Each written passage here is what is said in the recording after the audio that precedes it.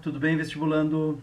Pois é, continuando a discussão sobre funções do segundo grau, hoje nós vamos resolver inequações do tipo produto e do tipo quociente, ok? Primeira questão. A solução real da inequação produto x² menos 4 vezes x² menos 4x maior ou igual a zero é? Muito bem. Perdão. O que nós procuramos é o número real que, atribuído a x, torna essa sentença verdadeira. Tá? Então, não importa se este número é positivo ou negativo, se este é positivo ou negativo, o que importa é que o produto entre os dois valores seja o maior ou igual a zero. Tá? Procedimento para a resolução. Olha que simples. Primeiro eu vou montar os gráficos das funções. Lembra? Um dos fatores era x² menos 4 e o outro x² menos 4x. São duas funções do segundo grau, tá? A primeira delas eu vou chamar de f e a segunda eu vou chamar de g. Vamos esboçar os gráficos das funções f e g. Primeiro, parábola, que representa a função f, tem concavidade voltada para cima porque o coeficiente do x² é positivo. Se eu igualar essa sentença a zero, vou descobrir que o x teria que ser mais ou menos 2. Portanto, sabemos que no caso da função f, as raízes são menos 2 e mais 2 e que a parábola tem concavidade voltada para cima. Ok? Observe que para números maiores do que x, a função f é positiva. Para números entre menos 2, para números maiores do que 2, né, para valores de x maiores do que 2, a função f é positiva. Para valores de x entre menos 2 e 2, a função f assume valores negativos. E para valores de x menores do que menos 2, a função f assume valores positivos. No caso da função g, se eu igualar x² menos 4x a zero, ao resolver a equação, eu vou encontrar duas raízes, 0 e 4. Trata-se de uma parábola com cavidade voltada para cima, porque o coeficiente do x² é positivo. Parábola essa que intercepta o eixo x em pontos cujas abscissas são 0 e 4. Muito bem.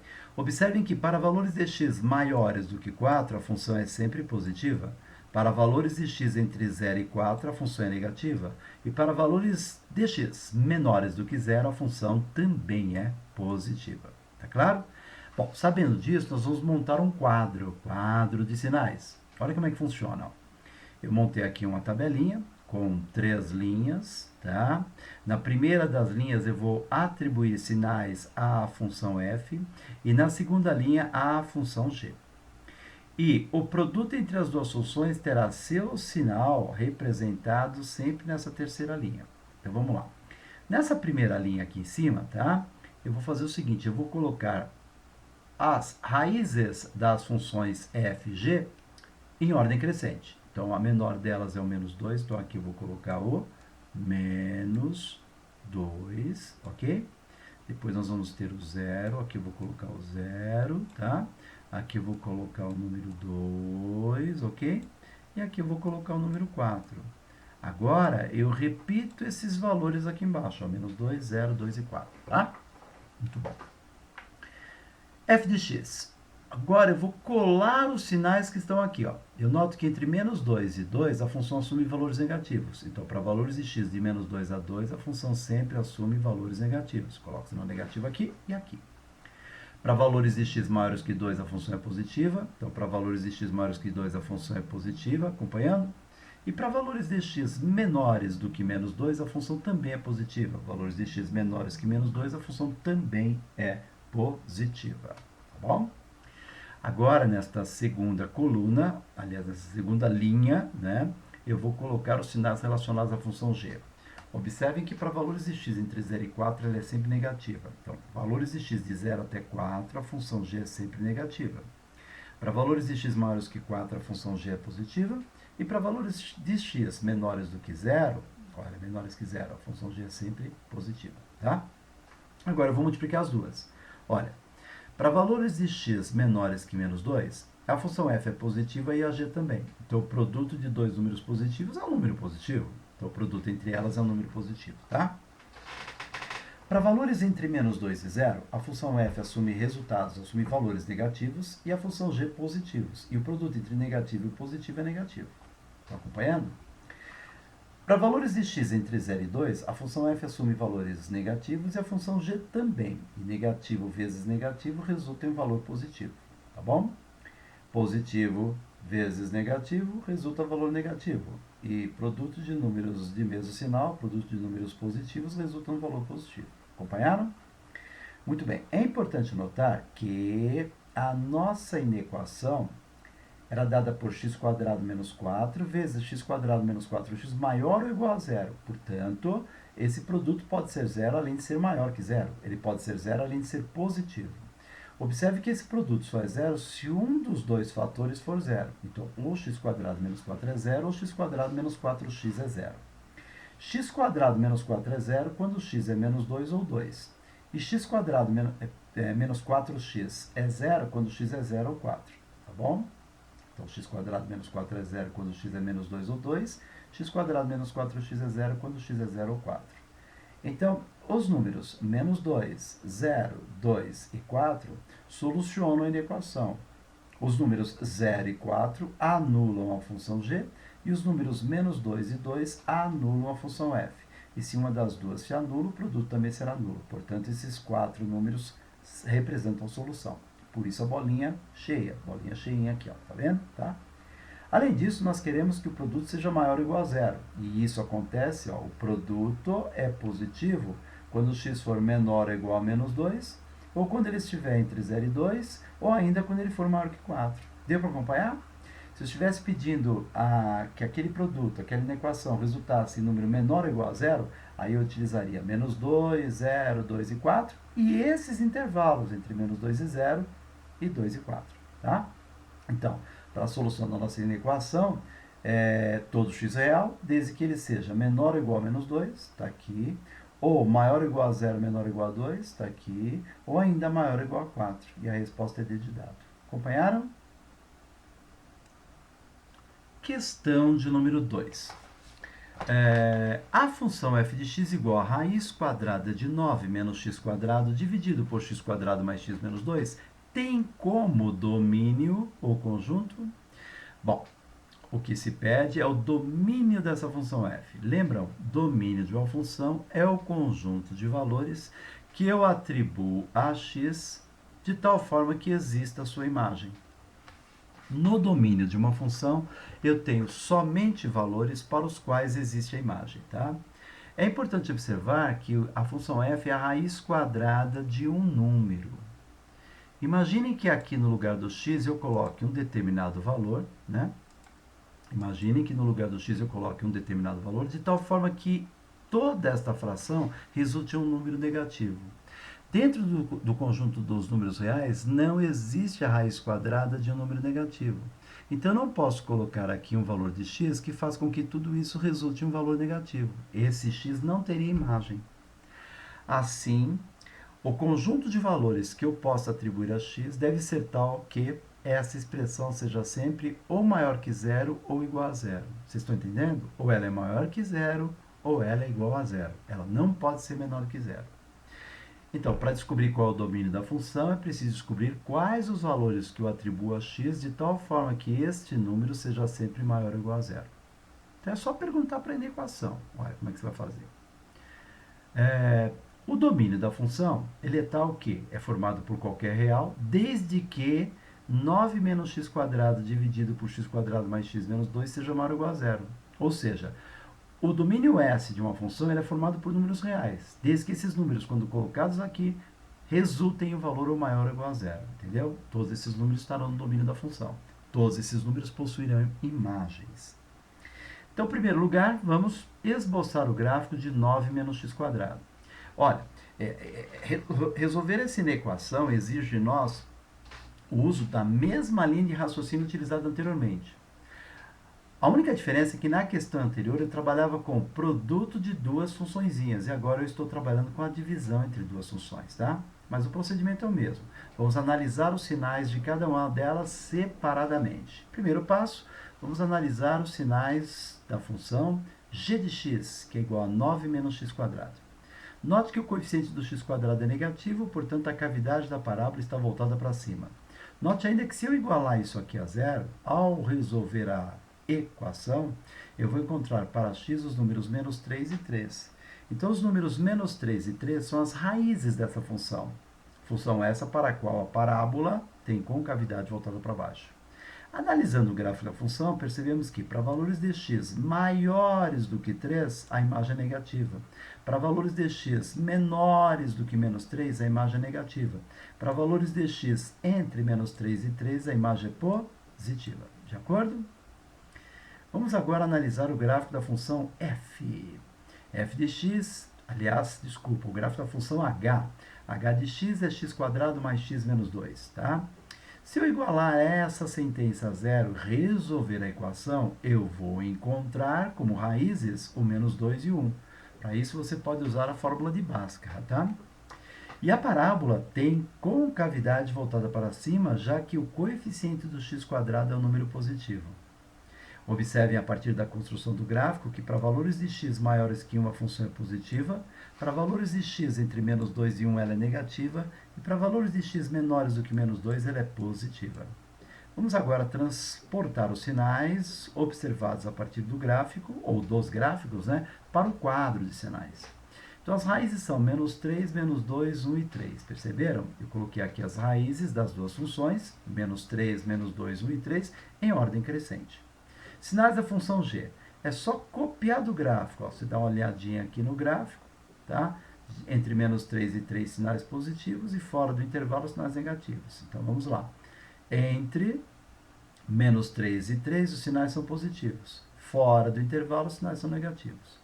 E no caso da função h?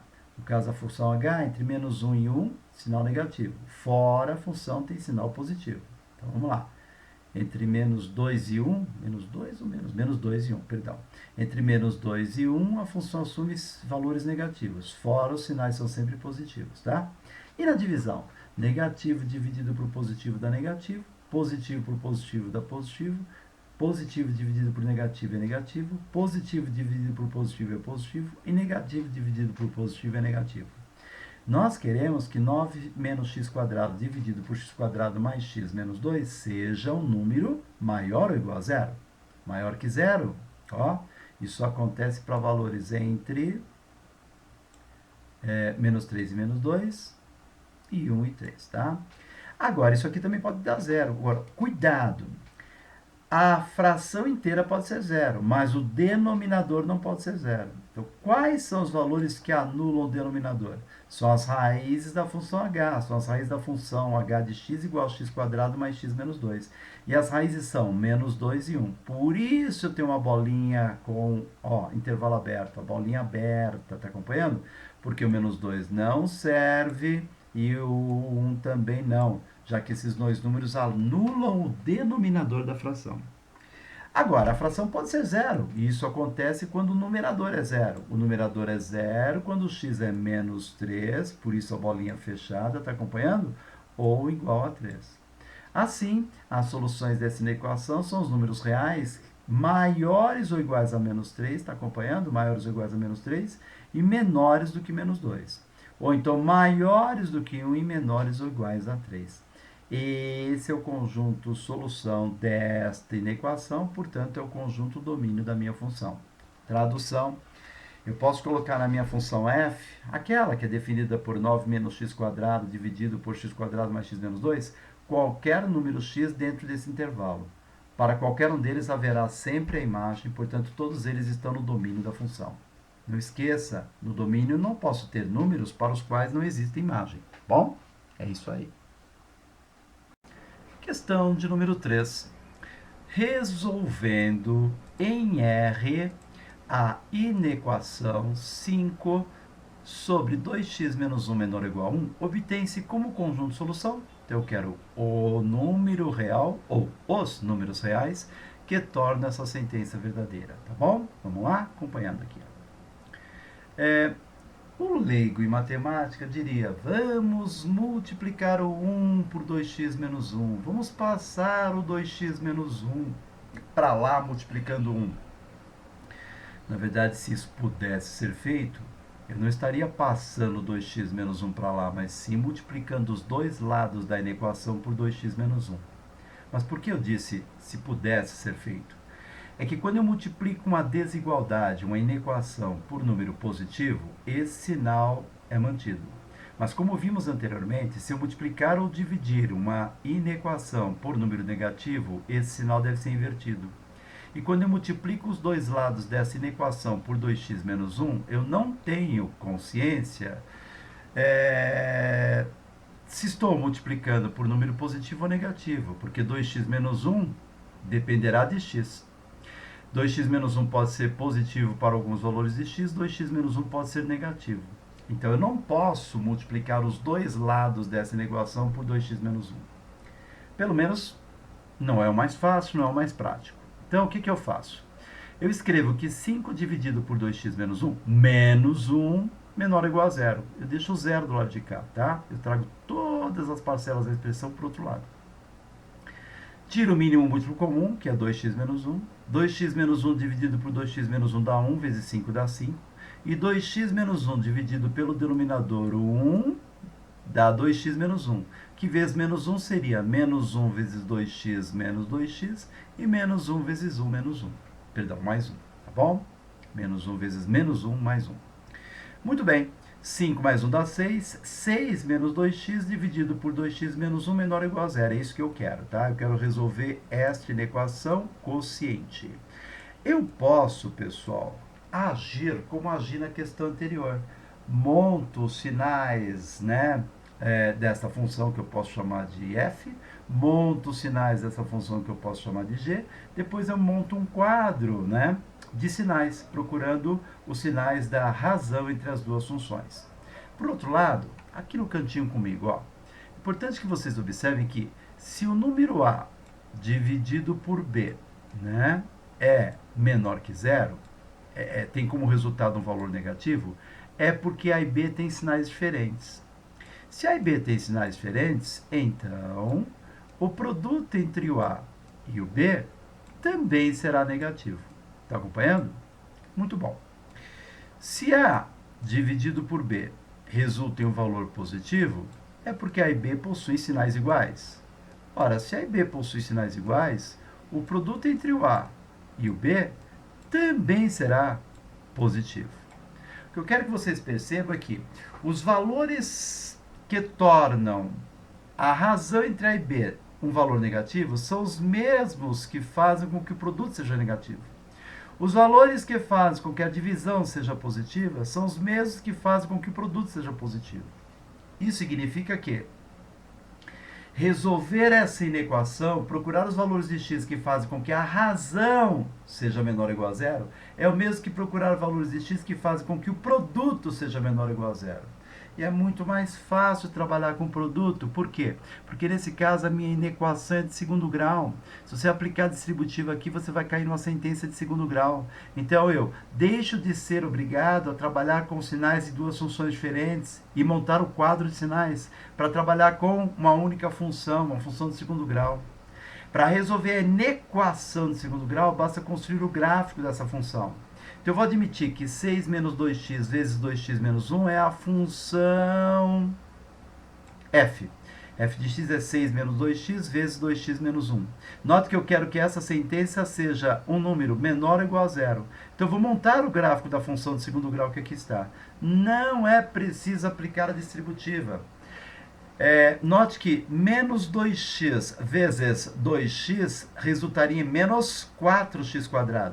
Portanto, eu já sei que o coeficiente do x² é menos 4, é negativo. A parábola dessa função tem concavidade voltada para baixo. Agora eu vou procurar que números coloco no lugar do x para que a sentença se mostre zero. Olha, é fácil. 6 menos 2x é zero. Você vai aqui no cantinho e escreve 6 menos 2x igual a zero. Isola o x e descobre que o x é 3. Você escreve 2x menos 1 igual a zero, isola o x, descobre que o x é meio. Então, a parábola tem concavidade voltada para baixo e intersecta o eixo x no meio e no 3, porque são os dois valores que representam as raízes da minha função. Só que cuidado, meio faz com que 2x menos 1 seja zero, e originalmente 2x menos 1 está no denominador. O denominador não pode ser zero. Então, o x pode ser 3, porque nesse caso eu teria zero no numerador. Mas o x não pode ser meio, porque nesse caso o zero estaria no denominador. Isso significa que o meio não é a solução, por isso a bolinha aberta. O 3 é a solução, por isso a bolinha fechada. Além disso, nós procuramos valores de x que fazem com que a sentença seja um número negativo, menor que zero. E a função assume valores negativos quando x é maior ou igual a 3, ou quando x é maior do que 3, ou quando x é menor do que meio. Então, os valores de x que tornam, né, aquela desigualdade verdadeira são os valores menores do que meio ou maiores ou iguais a 3. Olha, eu espero que tenha ficado claro, tá? A resposta é B. Qualquer dúvida, por favor, anotem e me procurem. Um grande abraço.